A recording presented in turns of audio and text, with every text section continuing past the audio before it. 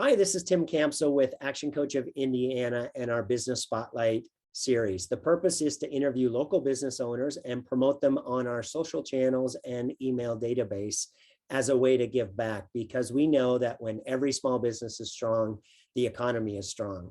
And today I have the pleasure of talking with Kathy and Mark. Hey guys, it's great to have you on the show today. Thanks, Tim. Hey, yeah, thank you. It was a great opportunity. Well, hey, before we get into talking about your business, let's start by having you both introduce yourself and tell us about you personally. Go ahead.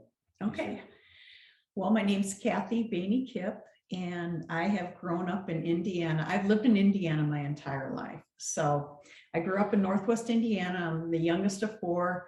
And I moved to Noblesville almost 30 years ago. So starting to really think that this is home, I guess it is. So I am a mom of three. I went to Purdue and studied pharmacy. So that is my background as far as careers. And Mark and I, we've been in business for just about a year and a half, just under a year and a half. So, all right. And we've been married for 22 years. Oh, Awesome. Congratulations. And right now I got a phone call from my daughter calling me. So moving to me, Go ahead. I am not a native Hoosier, but not that far away. I was born in Illinois, burbs of Chicago. It was there for about 20 years through graduation. Went to Rose-Hulman and then had a couple years in Kokomo and then back to Chicago. And then about 25 years ago, 26 years ago, moved back to Indiana. Been here ever since. Met Kathy, obviously married her 22 years ago. I'm an electrical engineer, spent many years in the semiconductor industry, in the field, talking to customers, resolving their technical issues. And so now that we're in a different phase of our lives, we discovered that, you know, maybe we want to try this hand at owning a business. So it's, as people know, it has its ups and downs, but trying to make a go of it. Tell us about your business. If I was to say, give us a 60-second commercial for your business, how would you describe it to folks? I'll let you do that, Mark. Okay. Well, the simple tagline is we're a full service sign and graphics center. So we start everything from design, and we can do, you know, if a customer needs help with that, everything has to be print ready. Many people don't understand. They'll say, hey, we got this great graphic work, but it's not necessarily print ready. So we get it print ready. We can produce, you know, we have machines here. We got a latex printer, we have a laminator, we have a cutter. We can produce some substrate, cut substrates down the side. So we can produce a lot of signage here. And then we cover all of the gamut. So exterior signs, which are your channel letter signs, illuminated or non-illuminated, or dimensional signs. We do interior signs, which would be stuff would maybe be on the windows, on your walls. Like if you look behind me, that's a wall graphic. That's actually my photo of Mount Denali. So we can make personal wall graphics for people. And we do fleet wraps. We're not into the color change wraps of cars, but we want to do more business to business.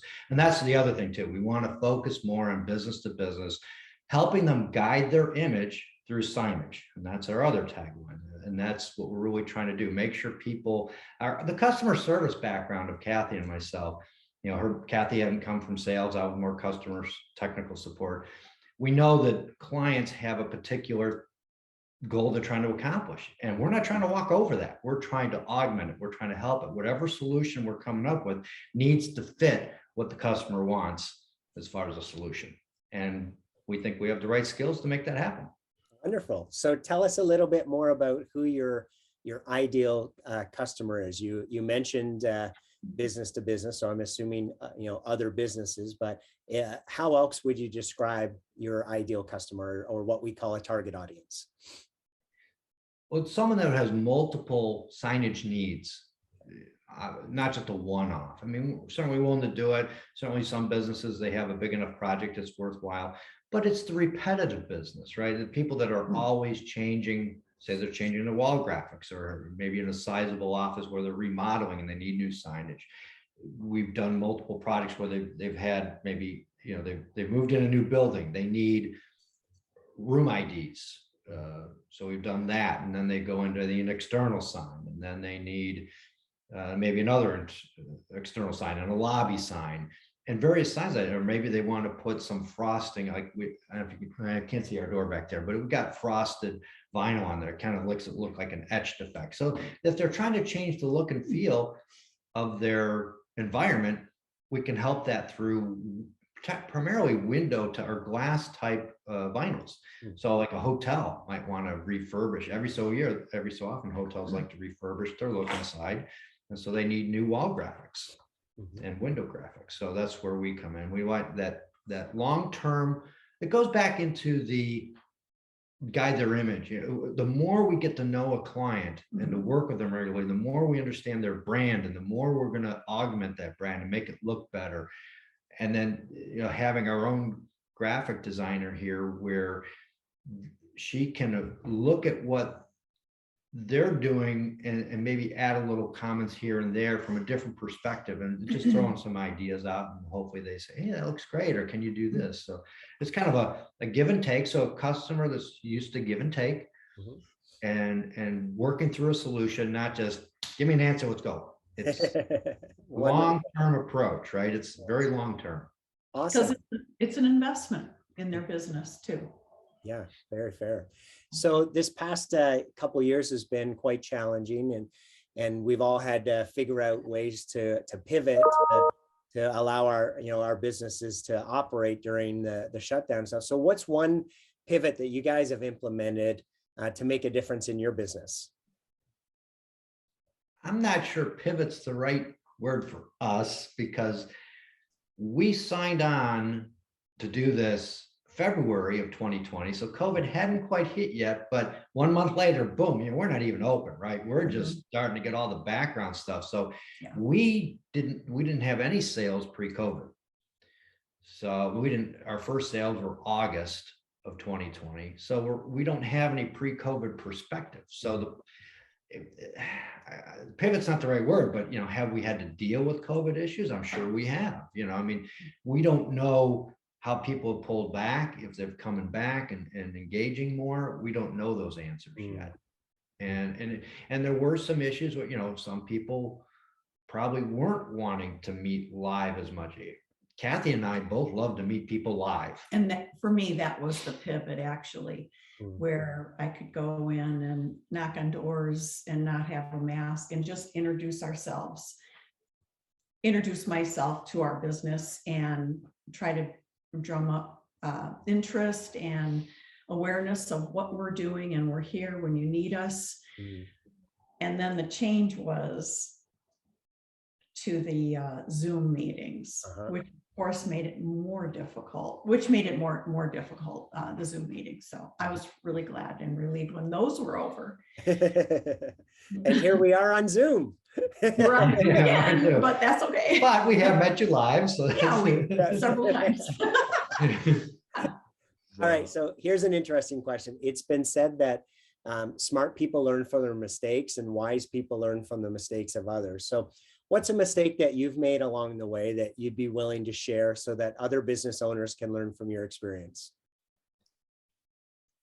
Oh, wow.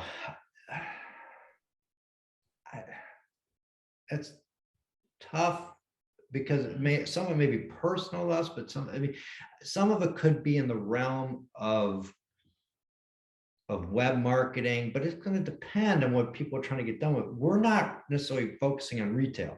People that are doing retail, they're going to look at web much differently than us. They're going to focus much more on social media than us. So the fact that we've tried to dabble in social media, the fact that we're not doing it very well doesn't necessarily impact us as much. You know, we know we need to do a little bit of it, but mostly us, it's networking and building the organic growth. And I guess that's the big thing, is to understand that if you're in a business that's trying to grow what's called organically, it takes time. Yeah. Don't expect instant results. You've got to hang in there. It's tough. You're wondering, you know, when's the phone going to ring? Yeah. Someone going to pay attention to us. But we're much more in a mode now where we've settled in, where we're comfortable with the organic growth aspect of it. I don't want to just throw something out there where we get something instantaneous, because that that conflicts with our long-term message of working with customers, developing long-term relationships and building brands. Just doing something for someone real quick and, a week is, where does it go from there? It doesn't really. Right. So Yeah, great feedback. yeah. I think that's important for listeners to think about is there are both short-term and long-term marketing strategies, right? And so if folks need to have that cash flow right away, the networking and building relationships and social media, things like that, the more relational strategies aren't going to get you that quick return on investment. And so Mark, I like what you said is you've got to kind of go in with your eyes wide open, right? Whatever your strategies are, you need to match that to your expectations. And it's great to hear that you guys did that, right? You knew that it was going to take a little bit of time to get that know, like, and trust so that people, built those relationships with you. If folks are listening to this and you're wanting results right away, then you're going to have to look at more short-term marketing strategies that are going to get those, those opportunities much faster than a relationship type strategy. So thank you so much for sharing that. And you have to be willing to pay for that too. The pay-per-clicks and things that can get pretty expensive. Yeah, absolutely. And you have to, if you're going to do pay-per-click, my biggest thing, watch it pretty carefully to see, are you getting what you want? Because it is such an expense. If you're not getting results, back off, don't do it. And that's, we kind of tried it, didn't work out. And then, so we just said, we're just going to hang in there and do the organic growth. Yeah. Yeah. One of the things we talk to our clients about is testing and measuring, right? Which is what you just explained is, hey, start things small, right? And figure out what is going to work versus what's not. And when you find the things that are working, then scale them up. So, so you're not investing a lot of money in stuff that's just not working. So, what do you feel is going to be your biggest challenge in your business over the next 12 months? I have a comment on that. One of my biggest challenges, it'll be a definite learning experience, and that will be bidding on government type projects with the Women Business Enterprise WBE certification, and gaining a bid on that. I'm new to that field. Yeah, So, congratulations on that, getting that certification. That's awesome. So how are you going to prepare yourselves for that challenge? What things are you working on to get yourself ready? Maybe this one, I guess my challenge is that point where, okay, you're not comfortable enough with the revenue to bring on, we have one employee, when do you bring on that second person? Yeah. So we need to offload, both of us need to offload some of our workload. Yeah. And it's getting that confidence, okay, are we ready to do that, right?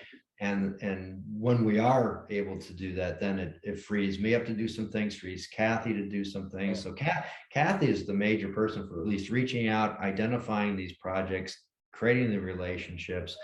Then I have to go in and figure out, how do we price this stuff? Right. And if I'm busy on production, I don't have time doing pricing. Yeah. Quoting. That's where, that's the drawback on my part.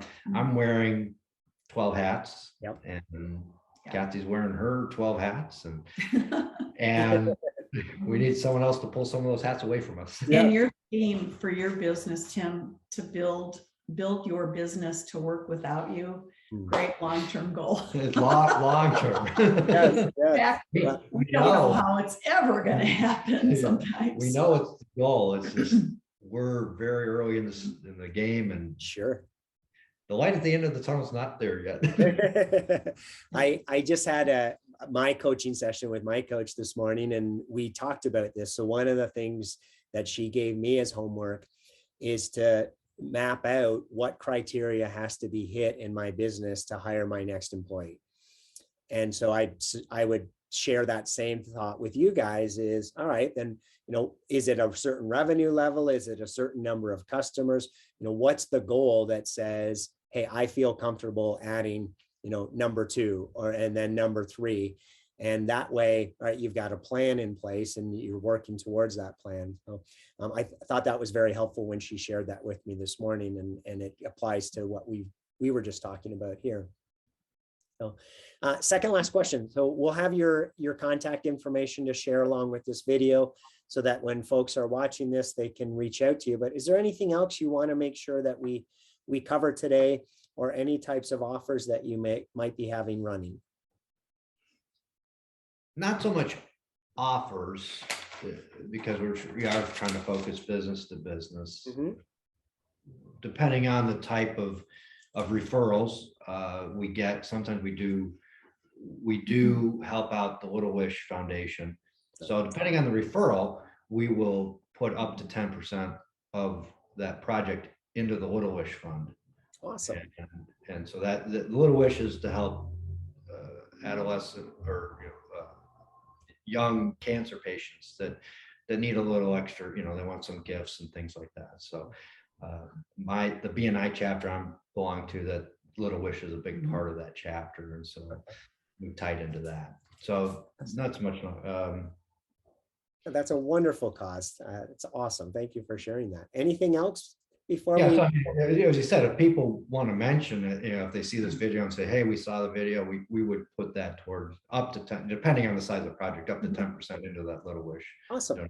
So Love it. Thank you for the generosity. So last question here. What's been most inspiring to you guys over the past year and a half during all the craziness that's been going on? You want to start? Yeah. Okay.